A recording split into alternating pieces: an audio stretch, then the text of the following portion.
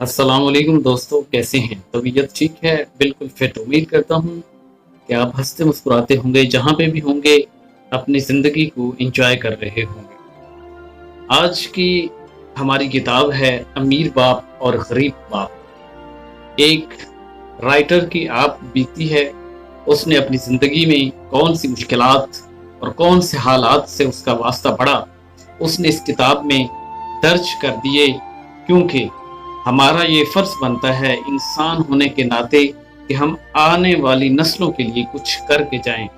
आज की हमारी किताब जो है वो poor dad, rich dad, rich dad, poor dad.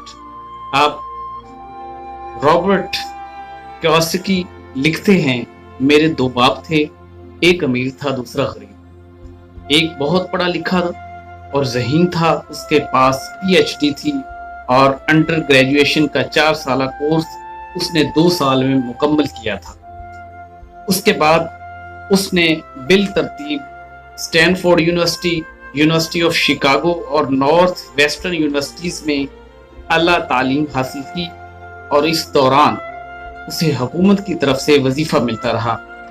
मेरे दूसरे बाप की तालीम का ये हाल था कि वो 8वीं जमात में भी पास ना हो सका, उसे भी मुकम्मल न कर सका।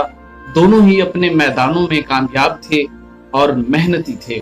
दोनों की अच्छी खासी आमदन थी, ताहम उनमें से एक जिंदगी भर पैसे के लिए तगो-दो करता रहा और दूसरा हवाई का अमीर तरीन आदमी बन गया। एक जब फौत हुआ तो लवाहिकीन के लिए बेतहाशा दौलत छोड़ गया, दूसरे ने अपने बच्चों पर कर्ज का बोझ मुंतकिल किया। दोनों ही मजबूत थे, बाअसर थे और तिलिस्माती शख्सियतों के मालिक थे। दोनों ही ने मुझे नसीहत की, मगर एक ने जो कहा वो दूसरे से मेल ना खाता था। दोनों ही तालीम के दिल दादा थे, मगर तालीम के सिलेबस के बारे में दोनों के मशवरों की जो एक दूसरे से यकसर मुख्तलिफ थे, छानबीन कर सकता था, उन पर गौर कर सकता था। एक उनमें से गरीब था, दूसरा अमीर था। बजाय इसके कि मैं उनमें से एक की नसीहत कबूल करता और दूसरे की नसीहत को रद्द करता, मैंने उन दोनों की पंदो नसाए को सामने रखा और उन पर गौर किया और दोनों का मवाजना किया ताकि उनमें जो नसीहत ज़्यादा मौजूद है उसे अपना लूं। मुश्किल ये थी कि उनमें से जो अमीर था वो पूरे तौर पर अमीर ना था और जो गरीब था वो भी पूरी तरह गरीब ना था। दोनों ने अपने करियर का आगाज किया था और दोनों को ये पैसा कमाने की धुन थी ताकि अपने खानदानों का बोझ उठाएं, मगर पैसे के बारे में दोनों के नुक्ता नजर में बहुत फर्क था। मिसाल के तौर पे एक का कहना था पैसे का प्यार सब बुराइयों की जड़ है और दूसरे का कहना था कि पैसे की कमी सब बुराइयों की जड़ है। एक नौजवान होने के नाते जिसके सर पर दो बाअसर और बाअख्तियार बापों का साया था, मुझे खासी मुश्किल का सामना था। मैं एक ताबेदार बेटे की हैसियत में उनकी बात सुनता, मगर एक कुछ कहता और दूसरा कुछ। दोनों की सोचें मुख्तलिफ थी, खास तौर पर पैसे के मसले पर दोनों के जहन और तर्ज फिक्र में जमीन और आसमान का फर्क था। नतीजा ये निकला कि आहिस्ता आहिस्ता उन नुक्ता नजर के बारे में मजीद जानने की ख्वाहिश मुझ पर गालिब आती गई। मैं घंटों उनके कहे सुने पर सोच विचार करता रहा। मेरा ज्यादा वक्त इसी फिक्र में गुजर जाता कि इन्होंने जो कुछ कहा उसकी हकीकत क्या थी, क्या सही था, क्या गलत। मैं खुद से सवाल करता, उसने ऐसा क्यों कहा, और फिर यही सवाल दूसरे वालिद के बयान को पेश नजर रख कर करता। मेरी मुश्किल बहुत हद तक आसान हो जाती अगर मैं ये कह देता, हाँ उसने ठीक कहा है, मैं उससे मुत्तफिक हूँ, या फिर ये कहकर उसे रद्द कर देता, बूढ़े को कुछ पता ही नहीं कि वो क्या अनाब शनाब बक रहा है। इसके बजाय दो बाप जिनसे मैं बहुत प्यार करता था, उन्होंने मुझे सोचने पर मजबूर किया और आखिरकार यही सोचने की आदत हमेशा के लिए मुझ में सरायत कर गई और जिंदगी भर मैंने सूझ-बूझ के बिना कभी कोई फैसला ना किया। चुनाव के इस अमल ने मुझे बहुत कुछ सिखाया जो आने वाले दिनों में मेरे लिए बहुत सूदमंद रहा। अगर मैं बगैर सोचे समझे एक का फैसला कबूल करता और दूसरे को रद्द कर देता तो शायद मैं कभी भी कामयाबी से हमकिनार ना होता। अमीर के अमीर तर होने اور غریب کے غریب تر ہونے اور متوسط طبقے کا بوجھ تلے دبے ہونے کی بہت سی وجوہات میں ایک سب سے اہم یہ ہے کہ پیسے کے بارے میں اسکول میں تعلیم کے دوران ہمیں بہت کم بتایا جاتا ہے۔ اس کے بارے میں جو تھوڑا بہت ہم جانتے ہیں وہ گھروں میں سیکھتے ہیں۔ ہم میں سے اکثر لوگ پیسے کے بارے میں اپنے والدین سے معلومات حاصل کرتے ہیں، تو پھر ایک غریب والد یا والدہ اپنے بیٹے کو پیسے کے بارے میں کیا بتا پائیں گے؟ وہ صرف یہی کہیں گے اسکول جاؤ اور پڑھائی میں دل لگاؤ۔ ہو سکتا ہے بچہ بہت اعلیٰ نمبروں سے گریجویشن کر لے، مگر غریب والدین کی لگاتار روایتی نصیحتوں نے اس بچے کے دماغ کو خاص سانچے میں ڈھال دیا ہوتا ہے۔ پیسے کا مضمون اسکولوں میں نہیں پڑھایا جاتا، وہاں انہیں پیشہ ورانہ تعلیم دی جاتی ہے اور اسے خاصا وزنی مضامین پڑھائے جاتے ہیں، مگر مالیاتی تعلیم سے چشم پوشی کی جاتی ہے۔ اس کا نتیجہ یہ ہوتا ہے اس نفس مضمون کے بارے میں ان کی معلومات انتہائی ناقص سمجھتا ہوں، اور جہاں سرے سے مضمون ہی مفقود ہے وہاں اہلیت کی نشو و نما کیسے ہوگی؟ یہی وجہ ہے کہ بینکر، ڈاکٹرز اور اکاؤنٹنٹس جنہوں نے اسکول میں پڑھائی کے دوران لازماً اچھے گریڈ حاصل کیے ہوں گے، پیسے کے بارے میں ان کی معلومات کتنی نامکمل ہیں اور تمام زندگی روایتی جھنجٹ میں گرفتار رہتے ہیں۔ ہمارے اتنے بڑے قومی قرضے کے سبب یہی انتہائی تعلیم یافتہ سیاستدان اور حکومتی افسر ہیں جو بغیر سوچے سمجھے مالیاتی فیصلے کرتے ہیں۔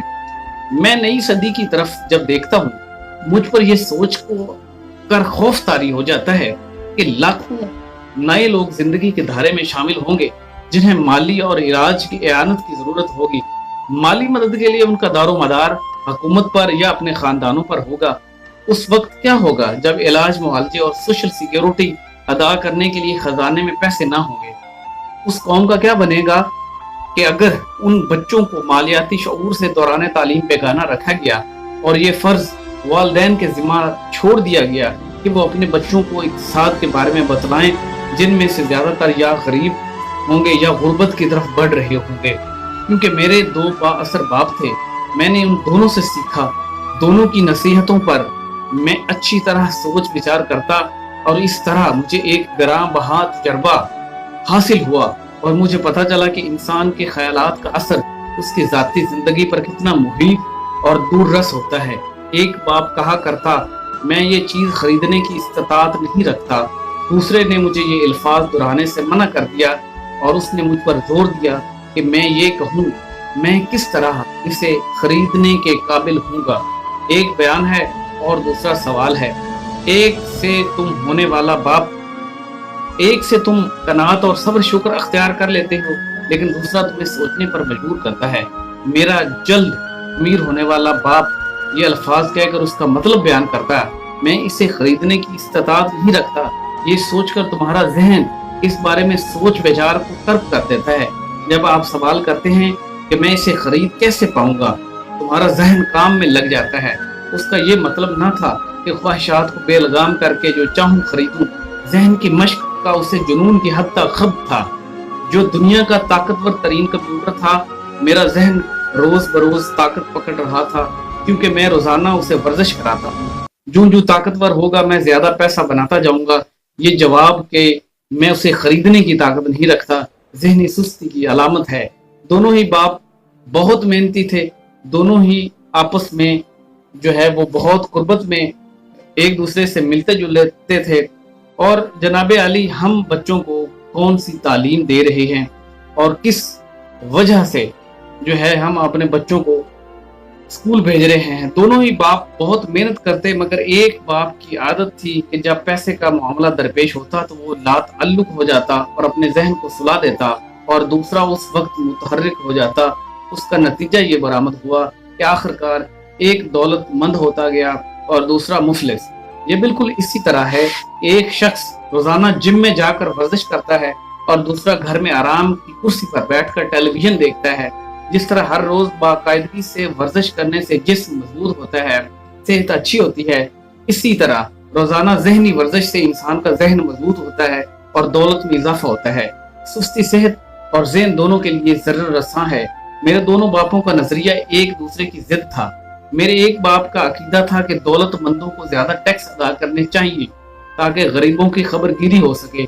دوسرا کہتا تھا ٹیکس کی ادائیگی سے ان لوگوں کو سزا دی جاتی ہے जो दौलत पैदा करते हैं, और उन लोगों को नवाजा जाता है जो कुछ नहीं करते और बेकार में वक्त जाया करते हैं। एक का मशवरा था, मेहनत से पढ़ाई करो ताकि किसी अच्छी फर्म में मुलाजमत मिल जाए।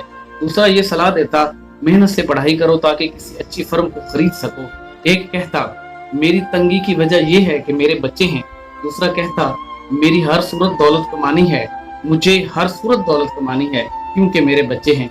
एक इशाया के दौरान पैसे के बारे में बातचीत की हौसला अफजाई करता, दूसरा खाने के दौरान इस किस्म की गुफ्तगू की हौसला शिकनी करता। एक कहता, जब पैसे का मामला हो तो बहुत एहतियात इख्तियार करो, खतरात मोल ना लो। दूसरा कहता, खतरात से नमुर्द आजमा होने की अहलियत पैदा करो। एक को यकीन था, हमारा घर हमारी सबसे बड़ी दौलत और सरमायाकारी है।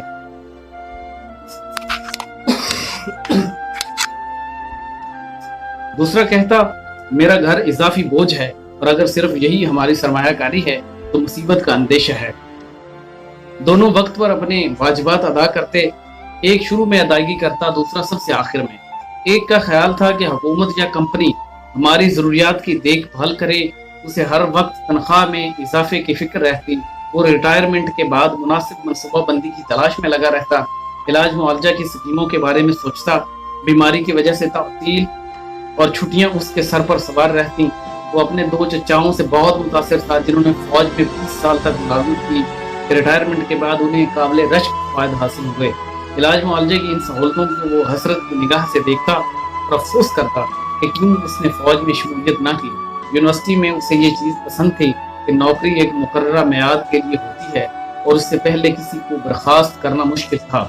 एक मुस्तहकम नौकरी और उससे मरबूत फ़ायद भी उसका मतमाए नज़र था। वो बारहा कहता, मैंने निहायत मेहनत से इस हुकूमत की खिदमत की है और सहूलतों की हकदार ठहरा हूँ। दूसरा मालियाती मामलात में खुद मुख्तारी का कायल था।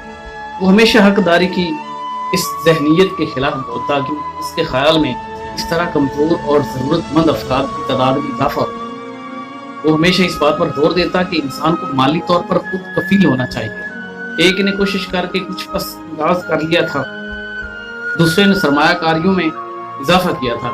एक ने मुझे एक ज़बरदस्त दरख्वास्त और बायोडाटा लिखने का तरीका बतलाया था ताकि मुझे मुलाजमत तलाश करने में आसानी हो। दूसरे ने मुझे मजबूत तजारती और मालियाती मनसूबा बंदी के बारे में बताया था ताकि मैं नौकरियां पैदा कर सकूं। दो मजबूत बापों के ज़ेरे असर रहते हुए मुझे खासा वक्त मिला कि ज़िंदगी पर उन दोनों के नज़रियात के असरात का गहरा मुशाहिदा कर सकूं। मुझे ये भी पता चला कि ख्यालात के बलबूते पर ही लोग अपनी ज़िंदगी संवारते हैं। मिसाल के तौर पर मेरा गरीब बाप हमेशा कहता, मैं कभी भी दौलतमंद ना बनूंगा, और आखिरकार ये पेशीन गोई सच हुई। उसके बरक्स मेरा बाप हमेशा खुद को दौलतमंद तस्वुर करता।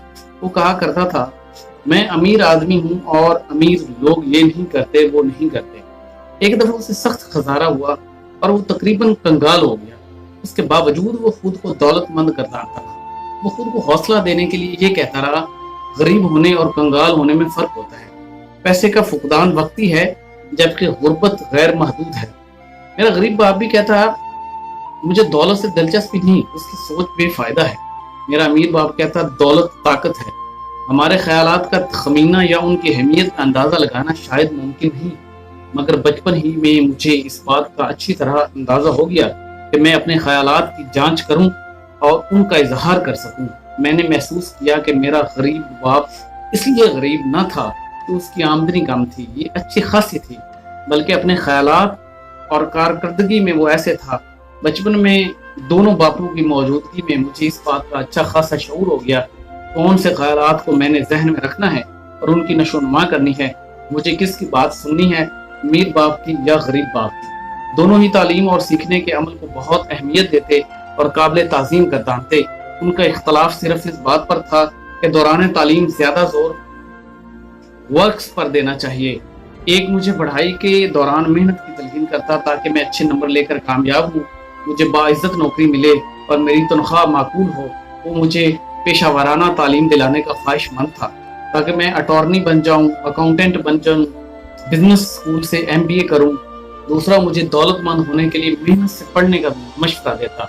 वो चाहता था कि मैं दौलत के मुअजिज़ाती असरात के बारे में जानूँ, उसे कैसे हासिल किया जाता है और कारआमद बनाया जाता है। वो कौन से तरीक़े कार हैं जिनसे उसे ताबे फरमान बनाकर मजीद दौलत पैदा की जाती।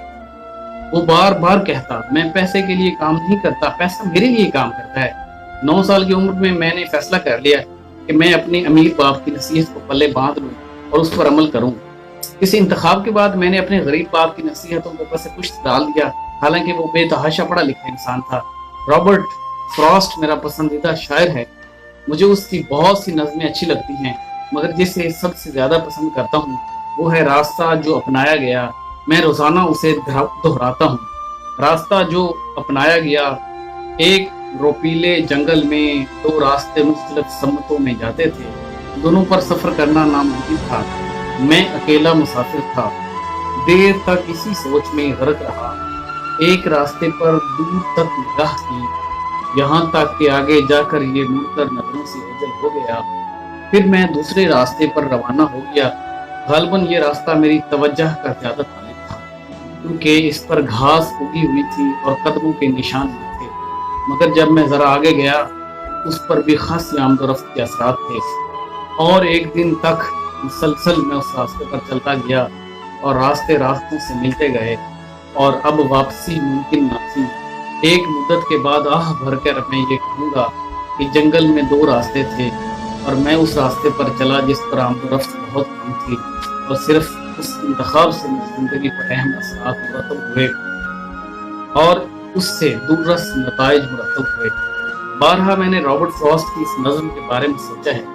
अपने पढ़े लिखे बाप की नसीहत को नज़रअंदाज करने और दौलत के मुतल्लिक एक मखसूस रवैया अपनाना आसान काम ना था, मगर इसी फैसले के बदौलत मेरी बाकी मांदा जिंदगी का खाका बना। जब मैंने फैसला कर लिया कि मैंने किसकी बात सुननी है, तो दौलत के बारे में मेरी तालीम शुरू हो गई। 30 साल तक मेरे दौलतमंद बाप ने मेरी तरबियत की, यहाँ तक कि मेरी उम्र 39 साल हो गई। और जब उसे अंदाज़ा हो गया कि जो अहम नुकात वो मेरे कुंद जहन में घुसाना चाहता था उन्होंने मुझ पर अच्छी तरह काबू पा लिया है, तो उसने मुझे मजीद पढ़ाना रोक दिया। दौलत ताकत की एक किस्म है, मगर इससे भी ज़रूरी है इक्तिसादी तालीम। पैसा आता जाता रहता है, लेकिन अगर आप इस बात का इल्म हो कि पैसा कैसे अपनी चमक दिखाता है, तो आप इस पर काबू पाकर एक बार फिर दौलत कमा लेते हैं। मस्बत सोच रखने के बावजूद लोग सिर्फ इसलिए कामयाब नहीं होते कि स्कूल में पढ़ाई के दौरान उन्हें पैसे के काम करने के तरीके से लाबलद रखा जाता है। चुनांचे वो जिंदगी की भर पैसे के लिए काम करते हैं। चूंकि 9 साल की उम्र में मैंने शुरुआत की, तो जो सबक मेरे अमीर बाप ने मुझे पढ़ाए वो सादा थे, और मेरी पढ़ाई मुकम्मल हुई तो मुझे अंदाजा हुआ कि सिर्फ 6 सबक थे जो 30 साल के दौरान बार बार मेरे बाप ने मेरे जहन में डालने की कोशिश की। ये किताब उन्हीं 6 असबाक या उसूलों के बारे में है, और उन्हें मैंने इतना आसान फहम बनाया है जितना मेरे अमीर बाप ने मेरे लिए बनाए थे। ये जो जवाबात नहीं मगर रहनुमा उसूल हैं, ऐसे रहनुमा उसूल जो आप और आपके बच्चों को दौलतमंद बनने में मददगार होंगे। हाँ, इस बदलती दुनिया में कोई से तग़य्युरात रूनुमा हों, ये उसूल हमेशा के लिए रोशनी के मीनार बनकर आपकी रहनुमाई करते रहेंगे।